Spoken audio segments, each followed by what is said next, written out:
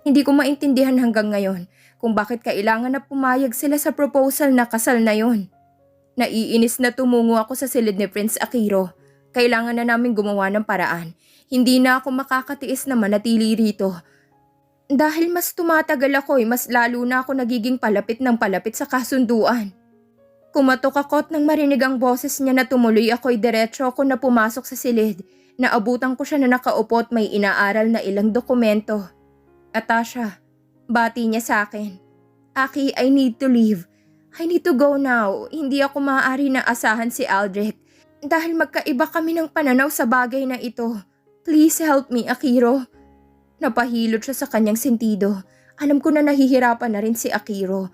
Bukod sa mga responsibilidad na nakaatang sa kanya bilang susunod sa trono, ay dinadagdagan ko pang alalahanin niya ng sarili ko na problema. Malalim na buntong hininga ang pinakawalan niya. Hindi ko alam kung tamang gagawin natin na ito, Atasha. But okay, I will help you leave. Pupunta ka sa Pilipinas. Doon lang ang lugar na pwede mo napuntahan ngayon. Naihanda ko ng mga plano sa pagpunta mo ron. Napangiti ako sa tinura ni Akiro. Nabigyan ako muli ng pag-asa na makatakas sa kasunduan na ito. Aki, thank you. Kailan ang alis ko? Bukas ng gabi. Ipapahatid kita kay Nathan sa may paliparan.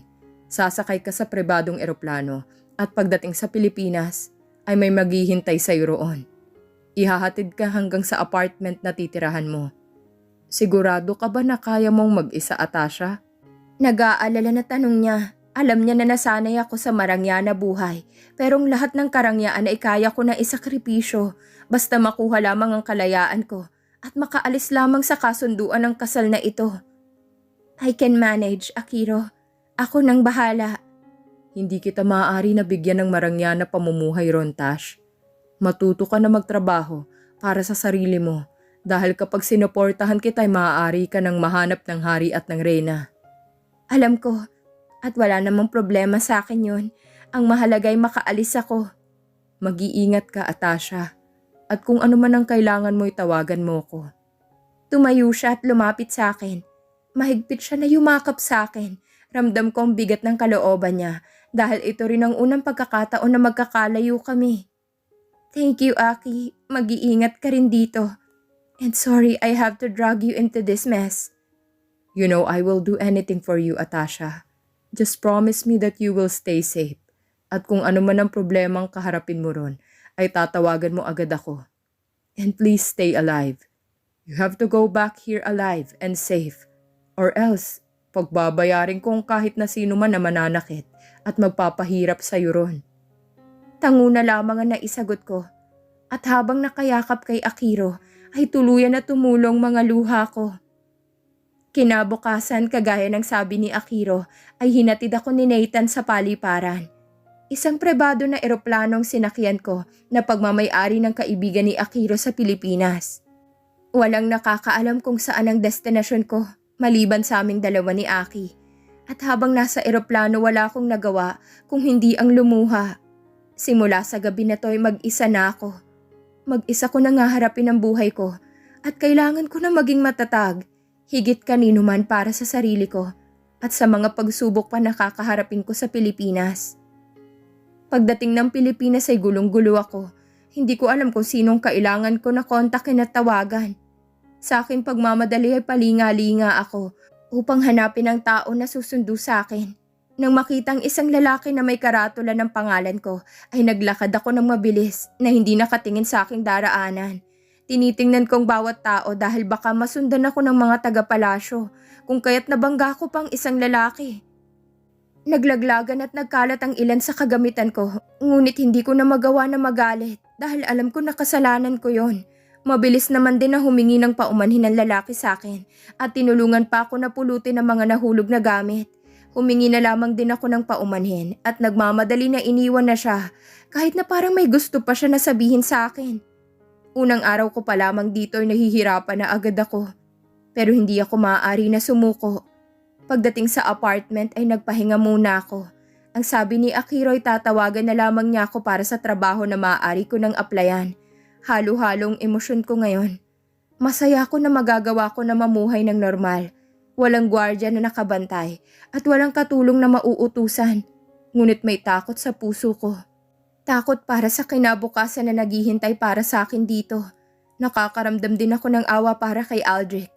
Hindi ko alam kung paano nila tatanggapin ang balita na pag-alis ko. At higit sa lahat, nag-aalala ko para kay Aki. Alam ko na siyang unang-una na paghahanapan sa akin. Pero wala nang panahon para magsisi.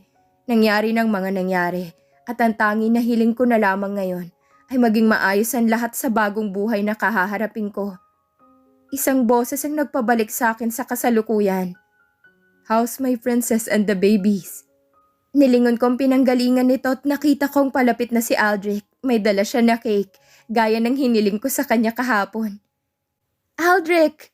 Halata ang excitement sa boses ko kaya bigla siya na napatawa. Lumapit siya sa akin at hinilikan ako sa may noo. What are you doing? Nothing, nag-iisip lang. Nagmumuni-muni. Nagbabalik tanaw sa nakaraan. Pagkibit-balikat na sagot ko sa kanya. I told you to stop thinking about the past, Tash. Don't stress yourself with things that doesn't matter anymore. The present is more important. Lalo ka na and the babies. So bawal ka ma-stress, okay? Malapad na ngiti ang isinukli ko sa kanya. Sa muli na pagbabalik ko rito, ay naging malapit kami ni Aldrich. Parati niya ako na pinupuntahan dito sa palasyo at minsan ay magkakasama kami nila Akiro na namamasyal, lalo na't hindi sila abala sa komite. Dahil sa pagbubuntis ko, hindi na muna ako pinayagan na maging bahagi ng komite at inaalala ng mga magulang ko na baka masyado ako na mapagod. You brought the cake, masayang sabi ko pa sa kanya habang inabot ang cake na dala-dala niya. Of course, request mo yan, princess. But just one slice for today. Bawal sa babies ang too much sweets. Kunwari ay sumimangot ako kaya napatawa naman siya. Masaya ako na magkaroon ng kaibigan sa katauhan ni Aldrich. Napakabait niya sa akin at maalaga. Sila ni Akiro. Ang malimit ko nakakasama sa mga check-ups. Nang minsan nga ay napagkamalan pa siya na ama ng ipinagbubuntis ko. At tama, babies. Dahil hindi lamang isa kundi dalawang agad na nabuo namin ni Colton sa gabi na yon. Sa unang pagbisita namin sa doktor ay masaya na ibinalita sa amin na kambal ang ipinagbubuntis ko. Labis ang galak na naramdaman ko nang malaman yon. Maaari na hindi ako handa sa pagbubuntis ko noong una. Pero ngayon ay tanggap ko na ito at nangangako ko na gagawin ang lahat para sa dalawang buhay sa sinapupunan ko. Hanggang sa ngayon ay binabagabag pa rin ako ng aking konsensya sa ginawa ko na pagtakas. Hindi ko alam kung magkikita pa kami ni Colton o hindi na. Pero sa ngayon, kaligtasan at seguridad muna ng aking mga anak ang uunahin ko bago ang ano paman. Minsan ay iniisip ko rin na sana, wag na kami muli pa na pagtagpuin ng tadhana. Dahil alam ko na hindi niya ako mapapatawad sa ginawa ko na paglayo.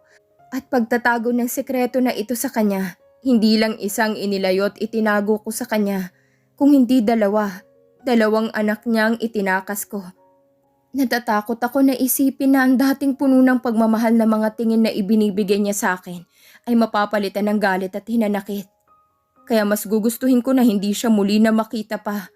Hindi ko rin maiwasan na isipin na may galit sa akin ang tadhana.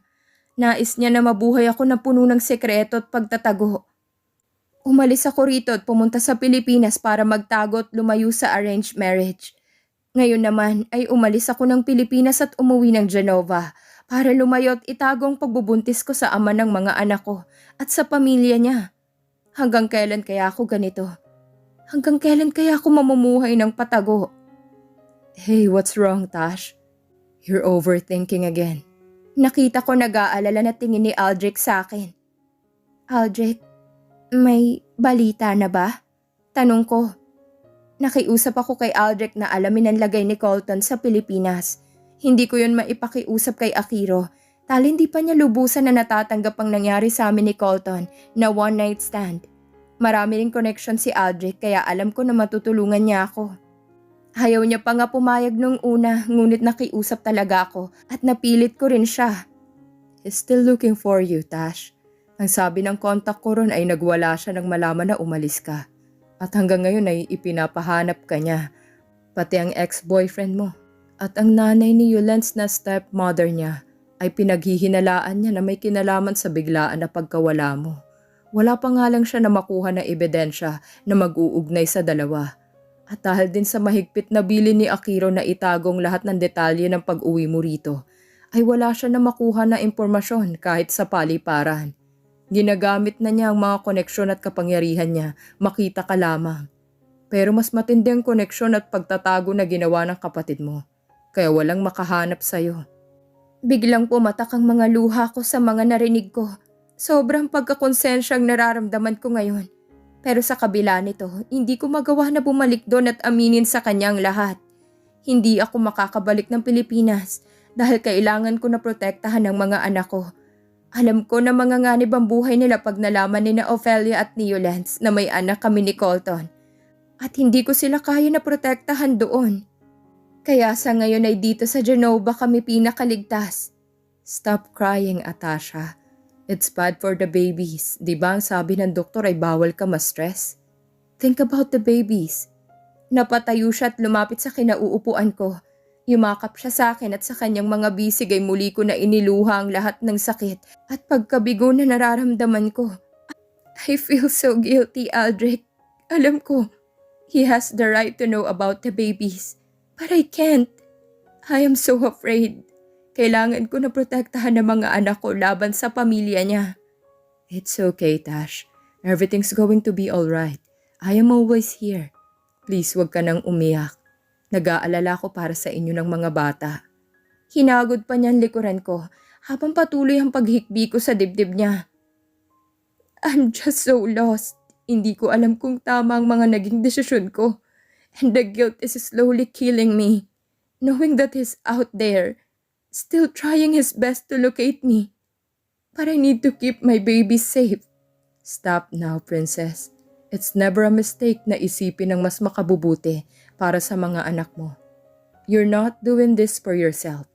At kung pagdating ng panahon hindi niya yun maiintindihan, then maybe he doesn't deserve you and the babies. I am such a bad person, Aldrich. Lagi ako na nangiiwan, just like what I did to you. Instead of facing the problem together, I left you. I left you alone to take care of the mess I created. And right now, I left him. I left him because of a mess I also created. You are not a bad person, Atasha. You're one of the strongest women I have met. You know what you want, and you don't let others dictate that for you. It's not a bad thing. Stop thinking about the negatives. Kailangan mo na bumangon ulit. You're much stronger than this. And if you two are destined to be together, kahit nasa magkabilang dulo pa kayo ng mundo, Tash, fate will make a way for both of you. But right now, think about yourself. Think about the babies. Masuyo pa siya na yumakap sa akin. Malaking pasasalamat ko talaga na naging magkaibigan kami ni Aldrich. Ang mga bagay na hindi ko kaya na sabihin kay Akiro, lalo na at tungkol kay Colton ay nasasabi ko sa kanya. Thank you, Aldrich. Thanks for always being here. Kane, anong ginagawa ng mga kontak mo? Bakit hanggang ngayon wala pa na balita kung nasan si Atasha? This is insane. Hindi pwede na basta na lang siya na maglaho. Itong nanggagalaiti na sigaw ni Colton sa kanyang opisina isang umaga. Kaharap niya ang dalawang matalik na kaibigan na wala siyang ginagawa kung hindi ang bungangaan araw-araw. Simula nang mawala si Atasha, halos 8 buwan nang nakakaraan, ay lalo na siya na naging bugnutin at masungit. Ginawa na lahat ng private investigators kong lahat ng kaya nila. But up to this point ay wala talaga na makuha na trace. Lahat ng possible na kinaroroonan niya ay nauuwi sa dead end. Parang may humaharang at ayaw talaga na ipaalam sa atin kung nasan siya. Sagot naman ni Kane. Ilang buwan na rin sila na naghahanap at ilang investigador na rin na nakuha niya para hanapin si Atasha. Pero wala talagang makakita sa babae. Baka naman ayaw magpahanap ni Atasha talaga. Maybe it's best if you let go, Colt. Mahirap hanapin ang ayaw magpahanap. Makahulugan na sabi naman ni Miguel. What the fuck, Migs? Ikaw, more than anyone here knows how unsafe it is for her.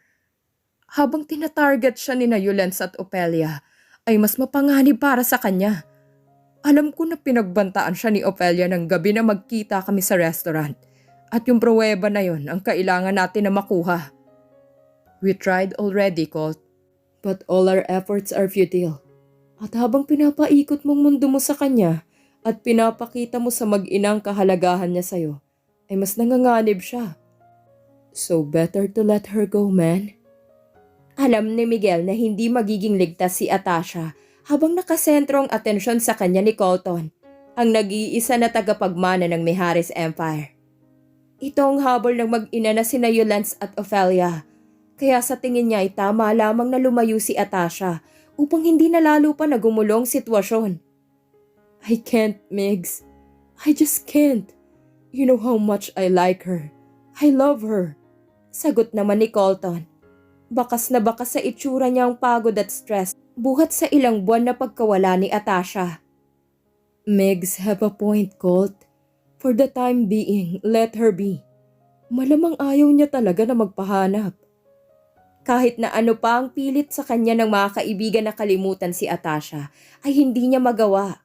Hindi niya kaya nakalimutan ng babae na sa unang kita pa lamang niya ay nabighani na siya.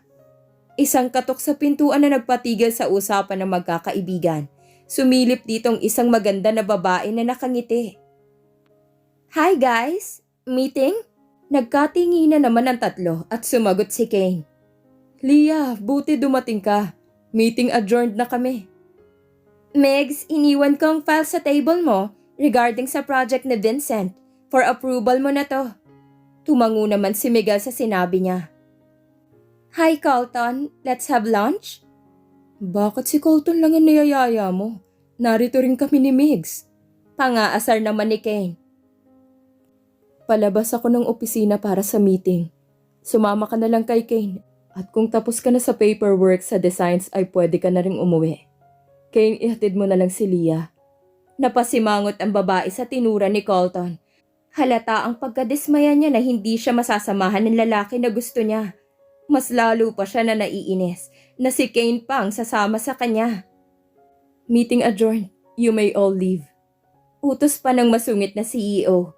Agad naman na tumayo ang dalawang kaibigan ni Colton para lumabas. Naiwan si Leah na nakatayo at gusto pa sana na maiwan, ngunit hinatak siya ni Kane. Lumabas na raw ang lahat, Leah. Walang nagawa ang babae kung hindi ang sumunod sa mga lalaki na lumabas. Hindi niya alam kung bakit pagdating kay Colton ay hindi yun naaakit sa kanya.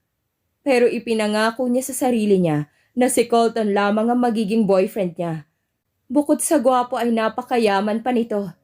Hindi naman sila mahirap. Pero gusto niya na isang bilyonaryo ang magiging asawa niya. At gagawin niya ang lahat para makuha at mapunta sa kanya si Colton Mijares. Remember, Princess Atasha, to watch out for signs of contractions. Hindi ko masabing eksakto na araw na manganganak ka.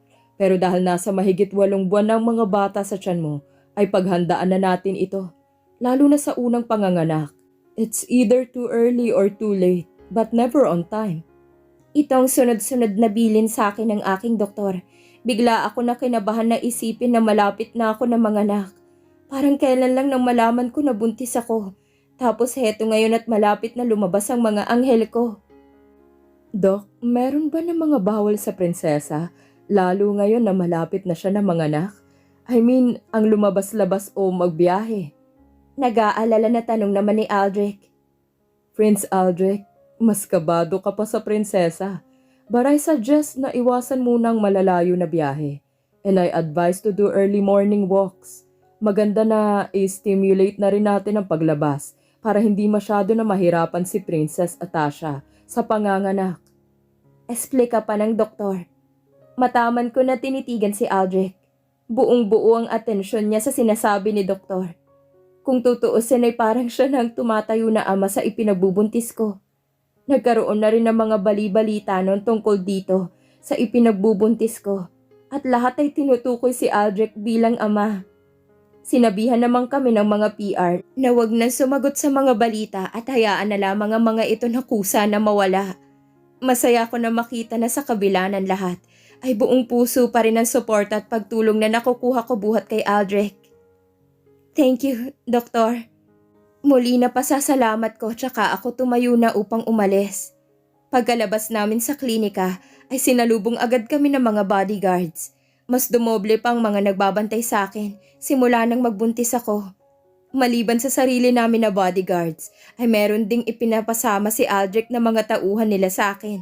Alam ko na kahit pagiging magkaibigan ng turingan namin ni Aldrich, ramdam kong espesyal na atensyon na ibinibigay niya sa akin. Hindi ko rin nawawaglit ang ilang pagpapakita niya sa akin ng totoo na nararamdaman niya. Haaminin ko na nitong mga huling buwan ay unti-unti na rin na nahuhulog ang loob ko sa kanya.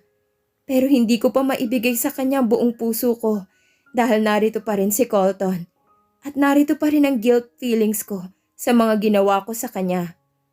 Pagkasakay ng kotse ay makahulugan na tingin ang iginawad sa akin ni Aldrich. "Hey, what's wrong?" Tanong niya. Wala naman. Naisip ko lang na malapit-lapit na silang lumabas. Ang prince at princess ng buhay ko. And I can't thank you enough for being here with me, Aldrich. You know I will always be here for you. At pag lumabas na sila, ay mas lalo mo na asahan na narito ko para sa'yo. Napangiti ako sa tinura niya. Masaya ako na makakasama ko ng mga anak ko. At sana pagdating nila ay magkaroon ng pagbabago sa buhay ko. Pagdating sa palasyo ay nagpahinga ako sa aking kwarto. Hindi na ako kumain dahil nakatapos na kami ng magtanghalian ni Aldrich bago pang schedule sa doktor. Umalis naman agad si Aldrich para dumalo sa pagpupulong ng komite. Nang magising ako ng hapon ay nagpunta ako sa hardin upang maglakad-lakad. Gusto ko nang tanawin dito. "You're awake, Tash?" Nakangiti na bati ni Akiro sa akin. Hindi ko na malaya na napahaba ang tulog ko. Kamusta ang meeting? Ayos naman. Buti nga't maaga na natapos. Kamusta na ang mga pamangkin ko? Tanong pa niya habang hinihimas ang bilog na tiyan ko. Okay naman sila. Galing kami ni Aldrich sa doktor kanina. Sagot ko. Isang makahulugan na ngiti naman ang ibinigay niya sa akin habang taas baba ang kilay na nagsalita. Parang isang pamilya pala kayo. Kaya pala late na naman ang mokong na yun sa meeting. Umagang simula hapon na dumating. Nagulat ako sa sinabi ni Akiro. Ang sabi kasi ni Aldrich sa akin ay hapon pa talaga ang meeting niya. Kaya hindi ko inaasahan na umaga pala yun. Late siya? Pero ang sabi niya... Ang sabi niya ay hapon pa. Si Aldrich pa ba? Malamang itinago na naman sa'yo. Kasi pag sinabi niyang totoo ay hindi mo na siya pasasamahin. Ang lakas ng tama pa rin ni Aldrich sa'yo. Pag-aalas ka pa niya sa akin.